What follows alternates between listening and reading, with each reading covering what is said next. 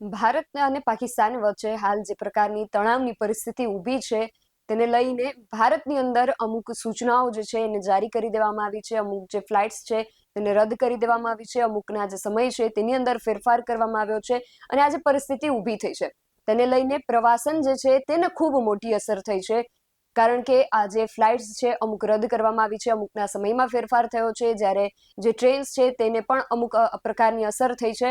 એટલે પ્રવાસનને કયા પ્રકારની અસર થઈ છે તેને લઈને લોકોએ શું ધ્યાનમાં રાખવાની જરૂર છે, શું જાગૃતતા રાખવાની જરૂર છે, તેને લઈને જ આજે આપણે વાત કરવી છે. અને આ વાત કરવા માટે આજે આપણી સાથે જોડાયા છે ટૂર કન્સલ્ટન્ટ વિમલભાઈ પટેલ. વિમલભાઈ, બેસ લાઇનમાં આપનું ખૂબ સ્વાગત છે. હા, અત્યારે જે તમારું. પરિસ્થિતિ હાલ ઊભી છે તેને લઈને સૌપ્રથમ તો આપની પાસેથી એ સમજવું છે કે જે ફ્લાઇટ્સ છે, ખાસ કરીને ડોમેસ્ટિક જે ફ્લાઇટ્સ છે તે અને જે ઇન્ટરનેશનલ ફ્લાઇટ્સ છે તેને કયા પ્રકારની અસર પડી છે અને તેના આગળના જે આયોજન છે એ કયા પ્રકારનું છે? ખાસ કરીને જો વાત કરીએ તો ડોમેસ્ટિક પ્રવાસનને અત્યારે અને ડોમેસ્ટિક પ્રવાસનને ખાસ અસર પડી છે. તેમાં જે વાત કરીએ તો બોર્ડરના જે એરપોર્ટ છે, લાઈક જામનગર, ભુજ, પોરબંદર, બટિંડા, આપણે જેસલમેર, લેહ લદ્દાખ, જમ્મુ કાશ્મીર, આ બધા એરપોર્ટ ગઈ 7 તારીખથી ગવર્મેન્ટના એક નોટિફિકેશન મુજબ બંધ કરી આપવામાં આવ્યા છે અને તે આર્મી માટે રિઝર્વ રાખવામાં આવેલા છે. એટલે જેથી કરીને ડોમેસ્ટિક અવર જવર અને જે સિવિલિયન્સ માટેની અવર જવર છે અત્યારે આ બધા એરપોર્ટે ભારતના ટોટલ 16 એરપોર્ટ અત્યારે 7 થી 10 તારીખ સુધી બંધ કરવામાં આવેલા છે. 11 તારીખથી બની શકે કે આમાંથી ઘણા ખરા એરપોર્ટ સ્ટાર્ટ થશે. પણ જ્યારે ઇન્ટરનેશનલની વાત કરી તો ત્યારે ઇન્ટરનેશનલ અત્યારે મુંબઈ, દિલ્હી અને અમદાવાદ એરપોર્ટ ખાસ જે ત્યાં સૌથી વધારે ફ્રિકવન્ટ ટ્રાવેલર છે ઇન્ટરનેશનલ માટે, તે કોઈ પણ પ્રકારનું તેમાં કોઈ પ્રતિબંધ નથી. અને જે ખાસ પ્રવાસન સ્થળો છે, ભારત પાકિસ્તાનની સરહદે જે રાજ્યો આવેલા છે એ જ ખાસ પ્રવાસન માટે જાણીતા રાજ્યો છે. જમ્મુ કાશ્મીરને પૃથ્વીનું સ્વર્ગ કહેવામાં આવે છે, માટે પ્રવાસન માટે સમગ્ર વિશ્વમાં એ ખૂબ જાણીતું છે. રાજસ્થાન જે છે એ પણ મુખ્યત્વે પ્રવાસન પર નભતું રાજ્ય છે અને ગુજરાતની જે સુખાકારી છે એને જોઈને પણ લોકો અહીંયા પ્રવાસન માટે આવતા હોય છે. અને ખાસ આ જે રાજ્યો છે તેમાં જ આ જે યુદ્ધની જે પરિસ્થિતિ ઊભી છે તેની અસર જોવા મળી રહી છે. તો ત્યાં પ્રવાસનને લઈને કયા પ્રકારની અસર છે? ત્યાં પ્રવાસનની વાત કરી તો જમ્મુ કાશ્મીરમાં તો જ્યાંથી પહેલગાંવ એટેક થયો ત્યાંથી ટુરિસ્ટ લોકોએ જવાનું એક વિચાર માંડી વાળ્યો છે. ત્યાં અત્યારે કોઈ એઝ ઓફ નાઉ જમ્મુ કાશ્મીર છે, લેહ લદ્દાખ છે, કે ત્યાં કોઈ ટુરિસ્ટ નથી.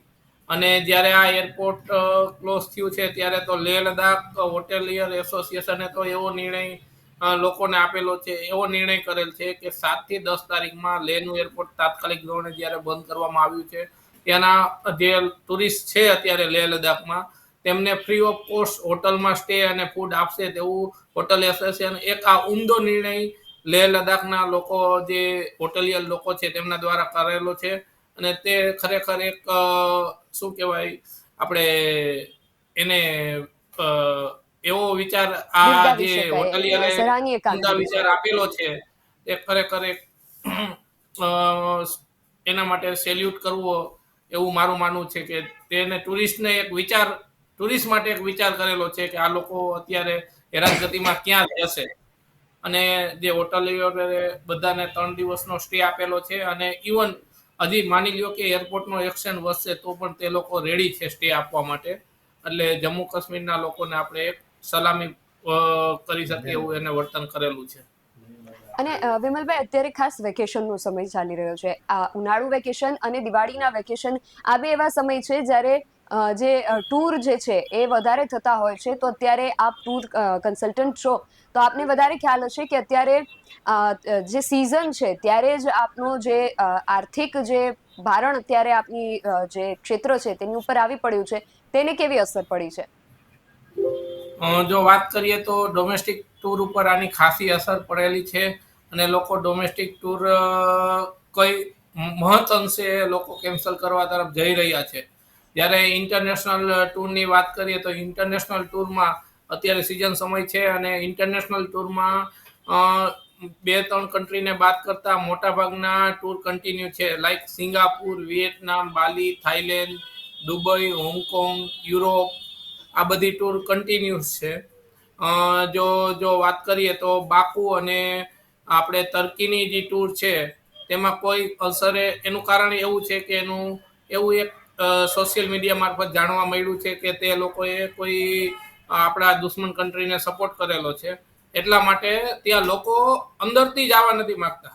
બાકી તેમની પણ કોઈ એરલાઇન્સ તરફથી કોઈ પ્રતિબંધ કે કોઈ એરપોર્ટ તરફથી પ્રતિબંધ નથી, પણ અંદરથી લોકોને એવી એક લાગણી થઈ છે કે ભાઈ આપણા લોકો, આપણે જે કન્ટ્રી સપોર્ટ નથી કરતા તે કન્ટ્રીમાં ફરવા જવાનો કોઈ મતલબ નથી. એટલે સૌથી વધારે જો કોઈ ડેસ્ટિનેશનને અસર પહોંચી હોય તો તે તર્કી અને અઝરબાઈજાન છે. અને બાકી બધા કન્ટ્રીની ટ્રીપ કન્ટિન્યુ ચાલુ છે, એમાં કોઈ રૂકાવટ નથી.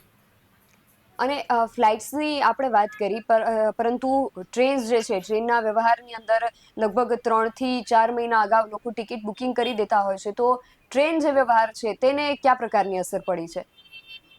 સોરી, તમારો ક્વેશ્ચન સમજાણો નહીં મને.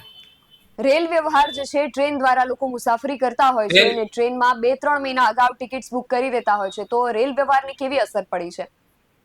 રેલ વ્યવહાર અત્યાર સુધી કોઈ રેલ વ્યવહારને આ જે અત્યારે જે વાતાવરણ છે, જે યુદ્ધનું વાતાવરણ છે, એમાં રેલવે વ્યવહારને અત્યાર સુધી કોઈ રેલ 1-2 ડેસ્ટિનેશનને બાદ કરતા કોઈ રેલ વ્યવહાર ઠપ થયેલો નથી.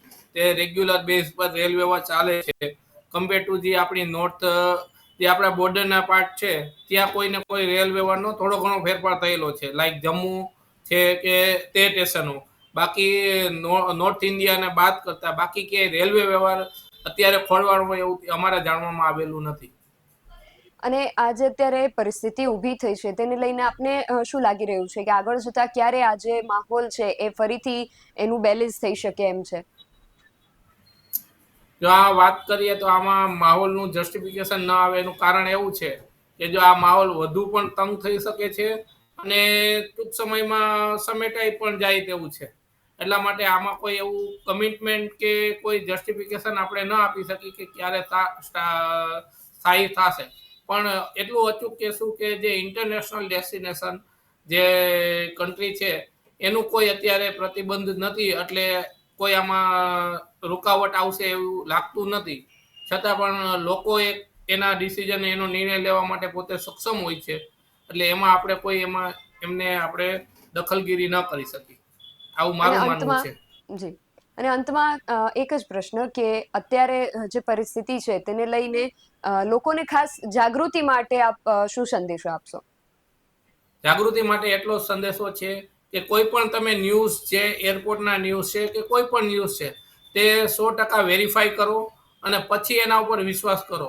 જેમ કે તમને વાત કરું તો ગઈકાલે જ ઘણી બધી સોશિયલ મીડિયા અને બીજા પ્લેટફોર્મ ઉપર એવા ન્યૂઝ ચાલતા હતા કે અમદાવાદ એરપોર્ટ બંધ છે, પરંતુ અમારે તો ડેઇલી અત્યારે મોર દેન 100થી લોકો દરરોજ ઇન્ટરનેશનલ ટ્રાવેલિંગ કરતા હોય છે.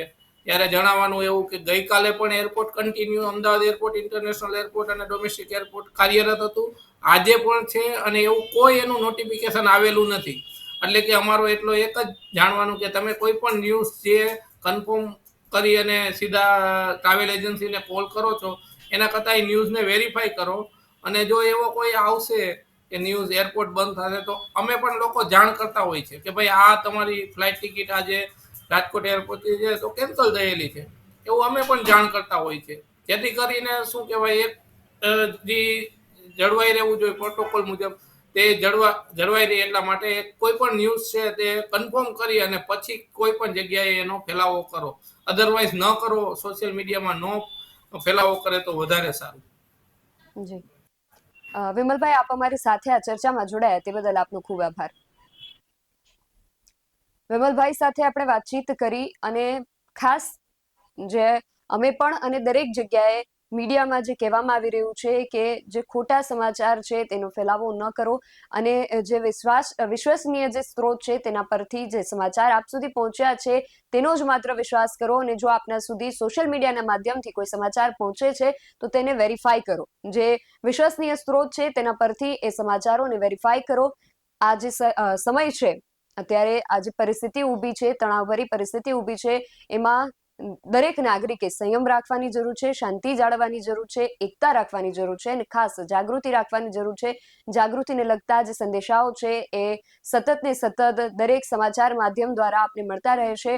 જે ખોટા સમાચાર છે તેનાથી ખાસ દૂર રહેવું અને એરપોર્ટ્સ અને જે રેલ વ્યવહાર છે તેને લઈને શું અસર છે તેના માટે અમે આ ચર્ચા કરી. આના દ્વારા પણ આપ એની માહિતી મેળવી શકો છો.